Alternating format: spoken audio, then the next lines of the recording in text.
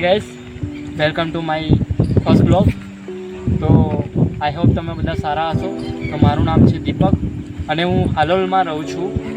અને મારા ફર્સ્ટ બ્લોગની અંદર તમામ મિત્રો આવ્યા હશે તો એમનું હાર્દિક સ્વાગત છે. અને જો તમે મારા આ વિડીયો જોતા હશો તો લાઈક, કોમેન્ટ અને બેલ આઇકન દબાવી દેજો. તો મારા કલેજાઓ, મારી ચેનલને દિલથી સપોર્ટ કરજો મારા મિત્રો.